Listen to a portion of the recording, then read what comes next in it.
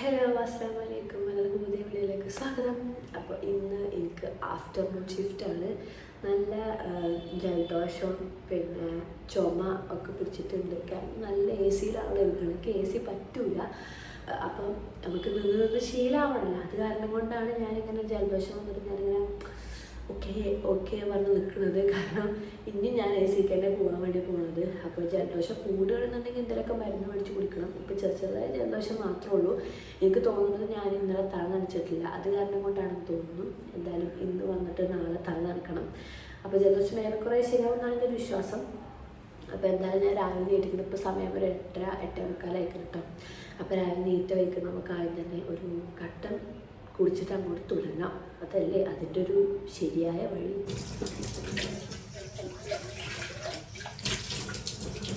Guys, ചായ വെക്കാൻ വേണ്ടി വന്നപ്പോഴാണ് എനിക്ക് സത്യം എനിക്ക് മനസ്സിലായത്. കാരണം വെള്ളമില്ല എൻ്റെ കയ്യിൽ.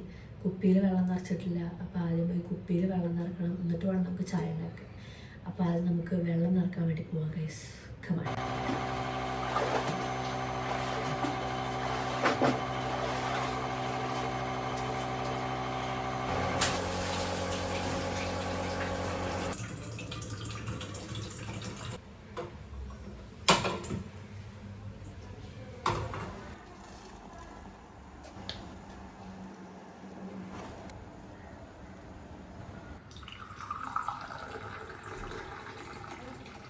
ഗൈസ്, നമ്മൾ ചായ ഉണ്ടാക്കി വന്നിട്ടുണ്ട്. ചായക്ക് കുറച്ച് മധുരത്തിൻ്റെ കുറവുണ്ട്, പക്ഷെ വേറെ കുഴപ്പമൊന്നുമില്ല. കാരണം നമ്മൾ ഉണ്ടാക്കി നമ്മൾ തന്നെ കുടിക്കണം. അപ്പോൾ ഇങ്ങനെ കുഴപ്പമുണ്ടായിട്ട് വലിയ കാര്യമൊന്നുമില്ല. അപ്പോൾ എൻ്റെ സ്കൂട്ടി വന്നതിൻ്റെ സന്തോഷത്തിലാണ് ഞാൻ ഇന്നലെ വന്നിട്ട്. ഇന്നലെ ഞാൻ അതൊന്ന് കുറച്ചിങ്ങനെ ഓടിച്ചിങ്ങനെ പഠിക്കുന്നു കേട്ടോ. അപ്പോൾ ഇന്ന് ഞാൻ സ്കൂട്ടി എടുത്ത് ഡ്യൂട്ടിക്ക് പോകാൻ വേണ്ടി നിൽക്കുകയാണ്. ഞാൻ ഇനി പ്രാർത്ഥിക്കാത്ത പ്രാർത്ഥന ഒന്നും ഉണ്ടാവില്ല. കാരണം നല്ല പേടിയുണ്ട്. പേടി മീൻസ് അങ്ങനെയല്ല, ഇവിടുന്ന് എയർപോർട്ടിൽ പോകണമെങ്കിൽ അത്ര വലിയ പ്രശ്നമൊന്നുമില്ല. നമുക്ക് സ്മൂത്തായിട്ട് പോകാൻ പറ്റും. പക്ഷേ നമ്മൾ ചെയ്യുന്ന കാര്യങ്ങൾ സ്മൂത്ത് ആവണം, അത്രേ ഉള്ളൂ. അപ്പോൾ ഞാൻ ഈ സ്കൂട്ടി വരുത്തിക്കാനുള്ള പ്രത്യേകിച്ച് കാരണം എന്താണെന്ന് വെച്ചാൽ ഇവിടെ നടക്കാൻ നല്ല കുറേ, അപ്പോൾ നടക്കാൻ നല്ല ബുദ്ധിമുട്ടാണ്. എനിക്ക് 2 ദിവസമായിട്ട്, നമുക്ക് 4-ാമത്തെ ദിവസമായി 2-3 ദിവസമായിട്ട് പീരീഡ്സ് ചെയ്യുന്നു. അപ്പോൾ പീരീഡ്സ് ഉള്ള സമയത്ത് നടന്നു പോകാന്ന് പറയുമ്പോൾ ഭയങ്കര ടാസ്ക്കാണ്. അത് വേറെ കാര്യം. കാരണം നമുക്ക് വയറുവേദനയ്ക്കും ഉണ്ടാവും, അതിനിടെ കൂടെ നടക്കുവാണ്, കാലിനൊക്കെ നല്ല വേദന ഉണ്ടാവും. അപ്പോൾ അത് കാരണം കൊണ്ടാണ് ഞാൻ സ്കൂട്ടി മേടിക്കാനുള്ള മൈൻഡ് വന്നത് തന്നെ എനിക്ക്.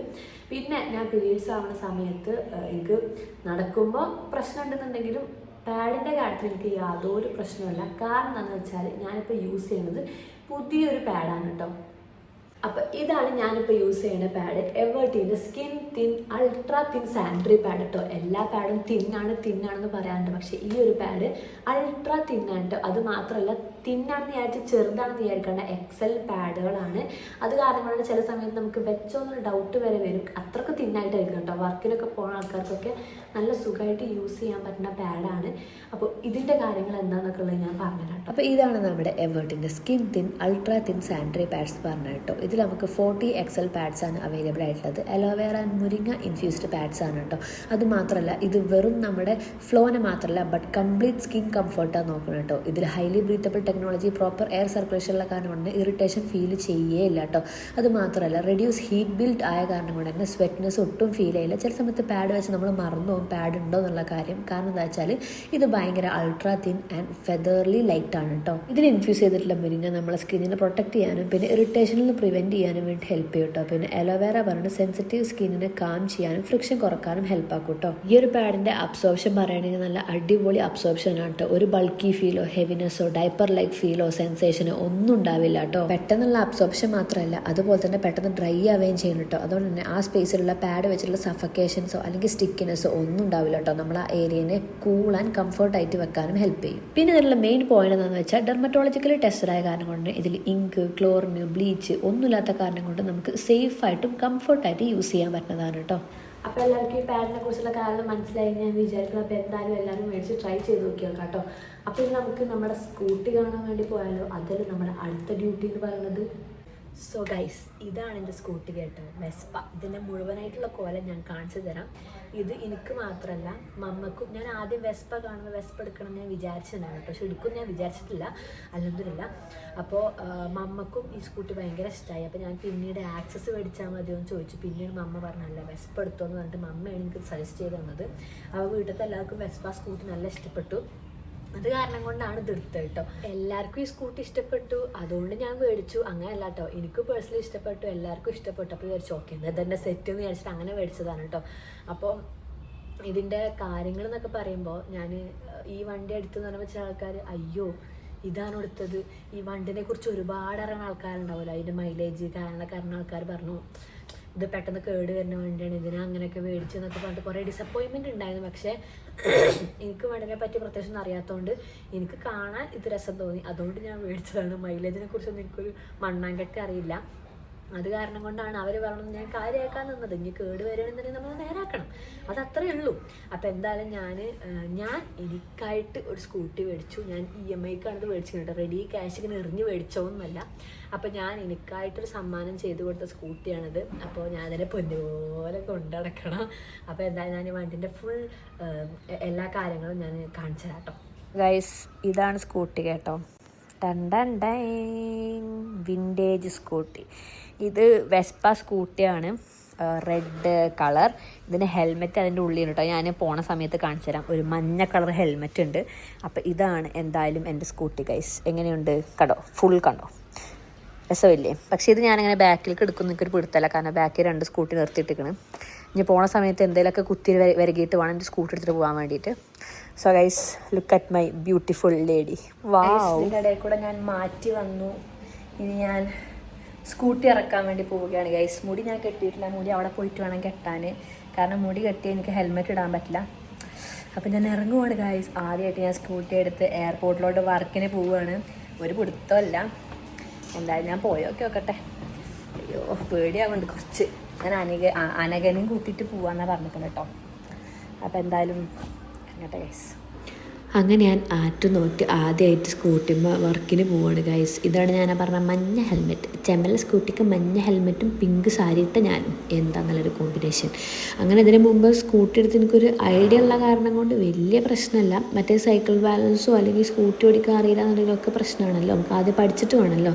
പക്ഷേ എനിക്കിത് അറിയണ കാരണം കൊണ്ട് വലിയ പ്രശ്നമല്ല. എന്നാലും ഇടയിലൊക്കെ തട്ടിമുട്ട് നല്ല ചെറിയ പേടിയൊക്കെ ഉണ്ട്. എന്നാലും ഞാൻ ധൈര്യം സംഭരിച്ചിട്ട് ഇന്നലെ തന്നെ ഞാൻ വിശ്വാസം കൊടുത്തിട്ട് ഞാനിങ്ങോട്ട് എടുക്കുകയാണ് ഗൈസ്. അങ്ങനെ ബാക്കിൽ സ്കൂട്ടിയൊക്കെ എടുത്ത് മാറ്റിയ കാരണം കുറച്ച് ബാക്കിൽ എടുക്കാൻ സുഖം ഉണ്ടായിരുന്നു.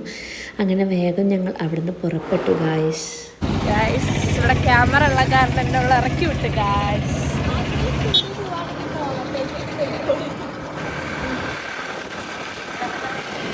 ഗൈസ് അങ്ങനെ സ്കൂട്ടി ഓടിച്ചെത്തി ഗൈസ്. ഞാനും സേഫായിട്ട് എത്തി, ഇവളെയും സേഫായിട്ട് എത്തിച്ചു. ഇത് തിരിച്ചു പോകുമ്പോൾ ചിലപ്പോൾ ഇവള് നേരത്തെ പോകും കേട്ടോ, അതെനിക്കറിയില്ല.